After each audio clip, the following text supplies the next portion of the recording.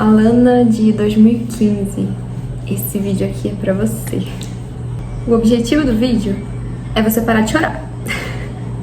E pra isso, eu vou montar um passo a passo com o mínimo de fórmula complexa possível para você entender a ideia do que tá acontecendo num teste de hipótese. Vamos começar por uma coisa que você já deve ter ouvido muito, que é as pessoas falando média, certo? Então você já deve ter ouvido, média pra cá, média pra lá, e aí cada hora média é uma coisa. Pois bem, vamos lá. Vamos separar isso em 3 categorias. A gente tem a média populacional, que eu vou chamar de Mi. A gente tem a média amostral, que eu vou chamar de X barra observada. E a gente tem X barra. Então, se você ouve média, dependendo do contexto, vai ser uma coisa. Que eu acho que já é o primeiro problema aí que já começa a confusão, certo?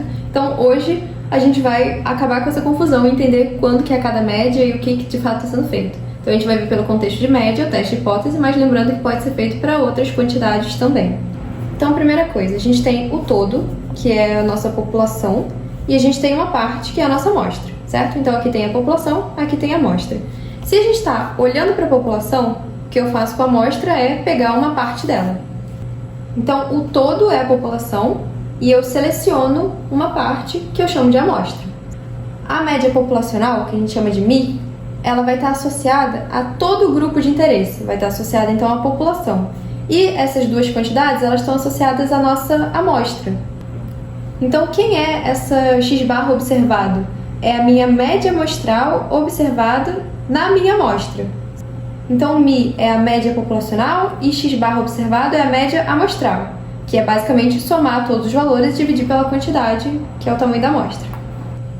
Então, vamos pensar em um exemplo. Eu estou medindo a altura de homens, certo? Aí eu vou lá e coleto a altura de vários homens. Então eu vejo a altura de um, a altura de outro, a altura de outro. E assim por diante. Eu anoto a altura de todo mundo e o que eu vou fazer para encontrar o nosso X barra observado é somar a altura de todo mundo e dividir pela quantidade de homens. Aí eu consigo uma média amostral observada, que em estatística a gente chama de estimativa. A média populacional é a média verdadeira, que na prática eu nunca vou ter acesso a ela realmente. O que a gente consegue é uma estimativa, que é um valor que basicamente se aproxima ou tenta estimar mesmo a média populacional. Agora, a dúvida maior de todas: quem diabos é esse X barra grande aqui? Esse aqui é o da amostra, esse aqui é o da população. E esse negócio aqui? Esse X barra grande nada mais é do que uma viagem dos estatísticos, certo? Então, não satisfeitos com coletei uma amostra e observei uma média amostral, eles começaram a pensar assim: tá, para essa amostra a gente observou esse valor, mas e se eu tivesse coletado uma amostra diferente? Então, a minha média seria diferente, certo? Então, se eu tenho uma questão de que, dependendo da amostra, eu observo uma média diferente, eu tenho o que a gente chama em estatística de variável, o que significa que para cada amostra diferente eu vou observar um valor para X barra diferente. Então, esse valor X barra aqui é uma variável. Essa variável X barra é chamada de estimador. O objetivo de um estimador é se aproximar do parâmetro. O estimador X barra grande, ele vai ser um estimador para o parâmetro Mi. Lembrando que o parâmetro é o valor populacional. Aí você deve estar pensando, tá, se esse troço aqui foi criado, ele deve ter uma utilidade, certo? E sim, ele tem uma utilidade muito prática para o nosso caso. Essa utilidade prática ela vai ter muito a ver com a distribuição normal.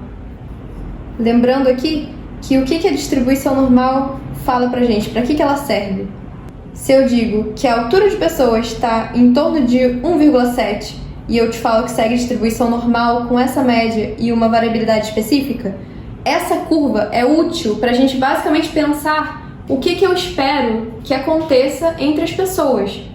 Essa curva ela vai ser útil basicamente para me dizer o que eu espero que aconteça dentro de um novo grupo de pessoas, por exemplo. Digamos que de 1,60 até 1,80 eu tenho uma área aqui no meio igual a 0,7. O que significa essa área? Significa basicamente que se eu estou num grupo de pessoas com 100 pessoas, e eu quero saber, quero ter uma noção de quantas eu espero que tenham entre 1,60 e 1,80, o meu melhor chute, ele vai estar em torno de 70%. Então, se eu digo que 70 dessas 100 pessoas têm entre 1,60 e 1,80, é um bom chute se essa curva aqui modela bem essa distribuição. Então, a utilidade da curva é exatamente isso, é modelar e me dar uma ideia do que pode acontecer entre as pessoas. No caso da variável x barra, o que a gente quer saber é o que eu posso esperar da minha média.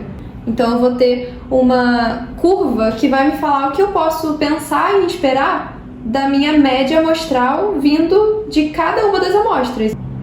Então, como que a gente pode pensar nesse caso do x barra? Eu posso pensar que essa aqui é a distribuição de x barra, e aí eu te digo, tá, a média de altura de pessoas está em torno de 1,70. Se eu tenho uma área de 0,7 entre 1,65 e 1,75, o que significa? Significa que o que eu espero que aconteça se eu selecionar 100 amostras é que em 70 delas a minha média vai estar entre 1,65 e 1,75, por exemplo. Então a utilidade prática desse x barra grande é modelar o que eu espero que aconteça da minha média amostral. Ok, então essas aqui são as quantidades envolvidas, certo? Agora, o que é o teste de hipótese? A gente vai usar teste de hipótese basicamente para testar uma hipótese nova. Ou seja, eu quero testar uma ideia nova, alguma coisa que veio na minha cabeça que eu penso, gente, eu acho que isso aqui faz mais sentido do que o que as pessoas acreditavam antes. Por exemplo, imagina que todo mundo sabe que a altura dos homens está em torno de 1,70. Mas aí eu saio na rua hoje e eu só vejo homem muito baixinho, ou que pelo menos parece muito baixinho na minha visão. E aí eu começo a pensar, gente, será que a altura dos homens, na verdade, é menor do que 1,70 e as pessoas estão enganadas em achar que é 1,70? Quando eu me pergunto, será que a altura média dos homens é menor do que 1,70, eu estou pensando na altura populacional, que é o valor verdadeiro. Então eu posso criar uma hipótese nova, dizendo que eu acredito que a média dos homens seja menor do que 1,70 e eu vou coletar dados para verificar se isso faz sentido. A organização disso fica da seguinte forma: a gente coloca a nossa ideia nova, genial, em H1. Então eu vou escrever aqui que a média dos homens é menor do que 1,70, que é o que eu quero testar. Em H0, eu vou colocar que a média é igual a 1,70, que é o que as pessoas acreditam, ou também é comum a gente colocar o exato oposto do que está aqui. Então aqui seria maior ou igual que 1,70. Então o que eu quero testar é se essa média dos homens ela é menor do que 1,70. Como que eu faço para de fato testar? Eu vou ter que sair na rua perguntando ou medindo de preferência os homens. E aí eu vou anotar a altura de todo mundo, vou somar essas alturas, vou dividir pela quantidade de homens e eu também vou ter que calcular a variância. Aí eu decidi o seguinte, o meu alfa vai ser igual a 0,05, o que significa basicamente quanto que eu estou disposta a errar, e vou anotar essa minha média da amostra. Digamos que eu encontrei 1,65. O que vai de fato definir essa curva aqui vai ser a variância. Se eu tenho uma variância pequena, eu espero que os números se distanciem menos da média e fique uma curva mais apertada para cá. E se a minha variância for maior, eu espero que tenha mais valores distantes da média, e aí vai ser uma curva mais achatada assim. Ou seja, dependendo da variância, essa curva vai ser diferente. Quando eu tiver a variância, eu vou conseguir vir aqui e plotar a curva de x barra.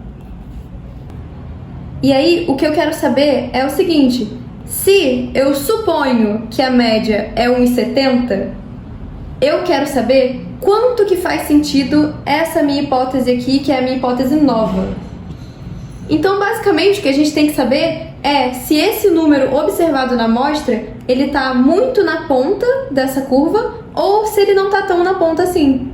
E o que vai delimitar se ele está muito na ponta ou não? Vai ser exatamente o meu nível de significância, que é a minha probabilidade de erro. Então aqui embaixo vai ficar essa área que é o tal do nível de significância.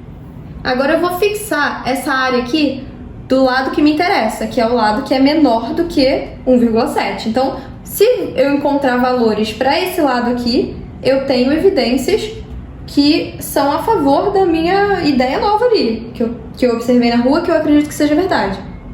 que significa então colocar esse 0,05 desse lado que me interessa, que é o menor do que 1,7? Significa que, supondo que H0 é verdade, ou seja, supondo que a média verdadeira é 1,7, eu imagino que em 5% dos casos, isso aqui vai ser menor do que um número específico. Esse número específico vai ser o que vai definir a minha região crítica. E a gente consegue encontrar esse valor de x barra crítico usando uma tabela da distribuição normal ou da distribuição t. Então, por exemplo, se eu vou usar a distribuição t, eu vou conseguir encontrar um t crítico que deixa a área 0,05 aqui embaixo, e a partir desse valor tabelado eu consigo associar esse valor a esse valor, de forma que eu encontro qual é o meu x barra crítico e sei qual é o meu limite, no sentido de que se o meu valor observado na minha amostra ele for menor do que esse número crítico, é porque ele realmente foi muito menor do que o 1,7. Se ele não for menor, se ele estiver por aqui ou por aqui, então realmente não faz sentido eu pensar em rejeitar esse H0, faz sentido ser 1,70. Mas no caso que eu tenho um valor observado menor do que o x barra crítico, eu estou pensando basicamente que em 5% dos casos só, isso aqui aconteceria no caso do H0 ser verdade. Ou seja, é uma coisa rara de estar acontecendo. É estranho eu dizer que a média da altura dos homens é 1,70 e eu observei, por exemplo, um valor que está aqui na ponta. Porque isso aqui só acontece em 5% dos casos. Então é uma coisa rara de acontecer. Digamos que esse x barra crítico foi 1,66. Digamos que eu encontrei o valor tabelado da t, que é o t crítico, que deixa 0,05 de probabilidade abaixo, e descobri a partir dele esse x barra crítico aqui. Se eu consigo encontrar um x barra crítico de 1,66, por exemplo, o que está significando aqui nesse caso? Significa que esse aqui é o limite aqui que me diz, se for um número abaixo desse, é porque ele é significativamente menor do que 1,7. Essa média aqui realmente deve ser menor do que 1,7, porque isso aqui é algo já bem raro de acontecer. Se eu estou considerando que a minha média populacional é 1,70, eu observar na minha amostra um valor menor do que 1,66 é uma coisa rara, é uma coisa que acontece em 5% dos casos. Quando alguma coisa rara nesse sentido está acontecendo, como por exemplo, eu observei um valor ainda menor do que o valor crítico, aqui está o meu valor observado, quando eu observo algo extremo nesse nível, o que a gente pode pensar? Que na verdade nunca fez sentido essa crença aqui de que a média era 1,70. Ou seja, se eu suponho que a minha média verdadeira é 1,70, eu estou calculando esse x barra crítico com o objetivo de falar o seguinte: se a minha média de fato for 1,70, a probabilidade de eu observar uma média amostral menor do que 1,66 é 0,05, ou seja, é muito raro. E se de fato eu encontrei um valor que é um valor raro, eu tenho evidência para rejeitar H0, para dizer que na verdade ele nunca fez sentido. Eu tenho um outro vídeo aqui no canal que fala o passo a passo com mais detalhes. Eu coloco as fórmulas, então é um passo a passo mesmo para fazer o teste de hipótese. E pela minha experiência, esse início em estatística, especialmente, pode ser bem intenso. E então, se você quiser um acompanhamento mais próximo, me chama no WhatsApp, eu vou deixar o link aqui embaixo. Lembrando que o meu objetivo inicialmente era te explicar teste de hipótese sem as fórmulas complexas. Espero muito que esse vídeo tenha te ajudado e boa sorte nos estudos. Tchau, tchau!